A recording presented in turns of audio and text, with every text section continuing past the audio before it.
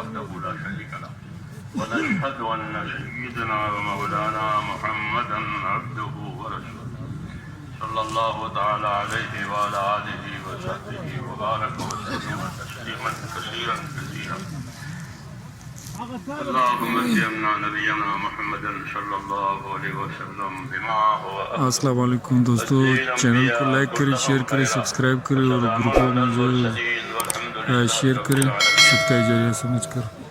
اعوذ باللہ من الشیطان الرجیم بسم اللہ الرحمن الرحیم ان الذين قالوا ربنا الله ثم استقاموا تتنزل عليهم الملائكة ألا تخافوا ولا تحزنوا وابشروا بالجنة التي كنتم توعدون نحن أولياؤكم في الحياة الدنيا وفي الآخرة ولكم فيها ما تشتهي أنفسكم ولكم فيها ما تدعون نزلا من غفور رحيم ومن أحسن قولا ممن دعا إلى الله وعمل صالحا وقال إنني من المسلمين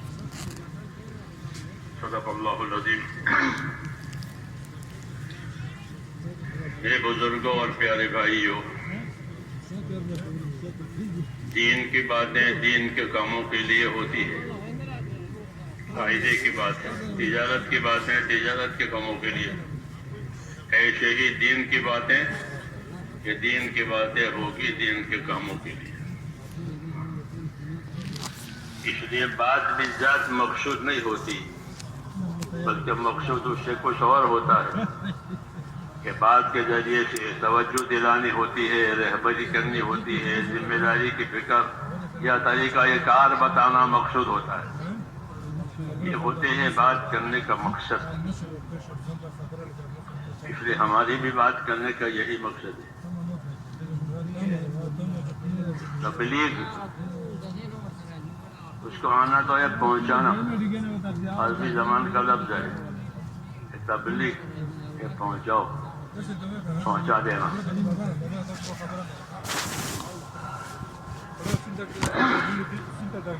تو اس کا ایک نام بقول مولانا منظور نوانی کے اس کا نام ایک چل پڑا ہے، تبلیغ، نام رکھا نہیں ہے کسی۔ یہ تو ایمان کی تحریک کہ مسلمانوں میں اثر نو ان کے ایمان میں حرکت آوے، جیسے خون میں حرکت آتی ہے تو بدن کام کرتا ہے، تو خون کہیں جم جاوے تو پریشانی ہو جاتی ہے۔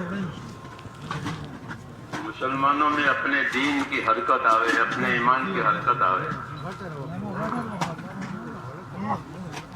وجہ یہ ہے کہ اللہ نے ہماری زندگیوں کا رخ آخرت کی طرف بنایا، دنیا کی طرف نہیں بنایا، بلکہ زندگیوں کا رخ اللہ نے آخرت کی طرف بنایا کہ روز روز ہر آدمی جائے خدا کو مانتا ہو کہ نہ مانتا ہو، لیکن روز روز اس کی رفتار جو ہے وہ آخرت کی طرف ہے، اپنے ٹھکانے پر جا رہا ہے، پھر وہاں سے واپس نہیں آئے گا۔ یہ ترتیب رکھی ہے اللہ نے دنیا میں پیدا کرنے کے بعد، پھر رفتار آخرت کی طرف ہے۔ اس لیے اس دنیا کو گزرگاہ کہا گیا، کہ یہ گزارے کی جگہ ہے، گزرنے کی جگہ ہے، کام کاج کر لینے کی جگہ ہے۔ مسافر کس جگہ رکتا ہے اپنا کام کی وجہ سے تو اپنا کام کاج کر لیتا ہے، پھر اپنے وطن کی طرف چل دیتا ہے، وہاں نہیں رہتا، وہ اس کی جگہ ہی نہیں ہے، وہاں کیسے رہے گا؟ وہ تو اپنے کام کے لیے آیا تھا، جب کام پورا ہو جائے گا تو چل پڑے گا اپنے اصلی جگہ پر۔ اس لیے اصلی جگہ تو ہر آدمی کی جو موت کے بعد کا عالم ہے وہ اصلی جگہ ہے،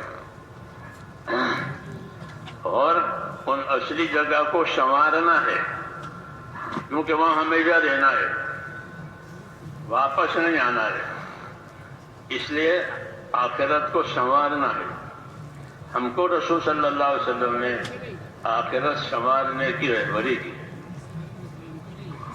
کیسے رہبری کی ہے؟ ایک تو دعائیں مانگی ہے آپ نے، ان دعاؤں میں رہبری ہے۔ نبی اپنی دعا میں بھی نبی ہوتا ہے، نبی اپنی دعوت میں بھی نبی ہوتا ہے۔ وہ نبی ہے، دعوت دے تو بھی نبی، دعا مانگے تو بھی نبی۔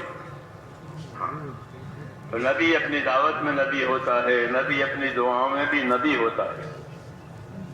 نبی کا کیا ترجمہ ہوتا ہے؟ عربی کا لفظ ہے کہ بڑی خبر دینے والا، نبی نبا کہ بڑی خبریں دینے والا۔ تو انبیاء کرام اللہ کی طرف سے بڑی بڑی خبریں دیتے ہیں،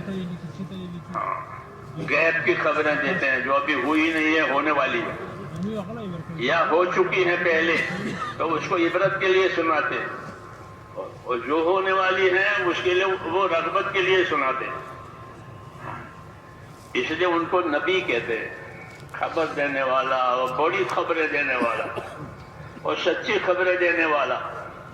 ہاں، ان کی خبر میں کوئی ملاوٹ نہیں ہوتی، کوئی تشامہ نہیں ہوتا، کوئی کمزوری نہیں ہوتی، صاف سچی بات ہوتی ہے، دودھ کا دودھ، ہاں ایک دم۔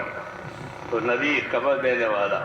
تو میں نے کہا حضور صلی اللہ علیہ وسلم نے ہم کو خبر دی ہے، اس خبر میں یہ ہے کہ آخرت سنبھالو، آخرت کو سنبھالو، آخرت کو سنوارو۔ جی ہاں، ایک تو دعا مانگی ہے، دعا یہ مانگی ہے، اس دعا میں بھی ہم کو تعلیم ہے کہ یہ چیز مانگنے کی بھی ہے اور یہ چیز جو ہے کرنے کی بھی ہے۔ خالی مانگنا نہیں ہے بلکہ کرنا بھی ہے، مانگنا بھی ہے۔ تو دعا مانگی، کیا دعا مانگی؟ یہ دعا مانگی اللہم اصلح لی دینی الذی هو عصمت امری۔ یہ دعا مانگی، یہ دعائیں یاد ہونی چاہیے۔ داعی اس کو کہتے ہیں جو دعوت بھی دے، دعا بھی مانگے۔ ہاں، دعوت بھی دے اور اللہ سے دعا بھی مانگے۔ تو دعا مانگنے والا بھی داعی کہلاتا ہے، دعوت دینے والا بھی داعی کہلاتا ہے۔ اور نبیوں میں یہ دونوں صفتیں ہوتی ہیں کہ وہ اپنے جس مقصد کے لیے ان کو بھیجا ہے وہ اس کی دعوت دیتے ہیں، اور اپنے مقاصد کے لیے یا رکاوٹوں کے لیے وہ دعا بھی مانگتے ہیں۔ اپنے مقاصد کے لیے بھی دعا مانگتے ہیں، رکاوٹوں کے لیے بھی دعا مانگتے ہیں۔ کیوں کہ بندے ہیں، کمزور ہیں، مقصد ہمارے ہاتھ میں نہیں ہے، مقصد اللہ کے ہاتھ میں ہے۔ رکاوٹ آئی ہے تو رکاوٹ میں مدد کی ضرورت ہے، تو اس لیے دعائیں مانگتے ہیں۔ یہی ہمارا طریقہ ہے، اور یہی طریقے پر اپنے آپ کو چلانا ہے کہ اللہ نے ہم کو ایک دین دیا ہے، وہ دین مقصود ہے۔ ہاں، وہ دین مقصود ہے، یعنی زندگی دین کے لیے ہی ہے اور کسی کے لیے نہیں دی ہے، کہ دین کے لیے زندگی دی ہے۔ اور اس کی دلیل یہ ہے کہ مردہ جب قبر میں اتارا جاتا ہے تو فرشتہ آتا ہے جانچ کے لیے، امتحان کے لیے، تو یہ پوچھتا ہے ماں دینوں کا، ماں دینوں کا، یہ بتا اپنا دین بتا۔ تو معلوم ہوا کہ یہ دنیا کی زندگی سے فارغ ہو کر آیا ہے، کسی کام کے لیے اس کو بھیجا تھا، وہ اب فارغ ہو کر آیا ہے، تو جس کام کے لیے اس کو بھیجا تھا اب فارغ ہو کر آیا ہے، تو اس کو پوچھیں گے کہ آپ کسی نوکر کو کام کے لیے بھیجیں، پھر وہ واپس آئے تو پوچھے بھائی وہ کام ہو گیا؟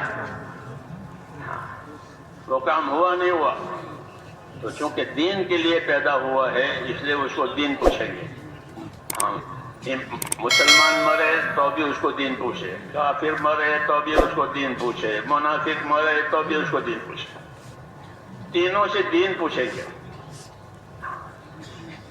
مسلمان کے پاس جن دین تھا وہ دین کا جواب دے گا، ان کے پاس دین نہیں تھا وہ جواب نہیں دے پائیں گے، ان کا مسئلہ بگڑ جائے گا۔ یہ ہے ترتیب۔ تو میں نے کہا دنیا کی زندگی اللہ تعالیٰ نے ہم کو دین بنانے کے لیے دی کہ یہاں اپنا دین بناؤ۔ اس لیے حضور صلی اللہ علیہ وسلم دعا مانگتے تھے اللہم اصلح لی دینی الذی هو عصمت امری، یا اللہ میرا دین بنا دے، یا اللہ میرا دین سنوار دے کہ وہ تو میرے کام کی اصل بنیاد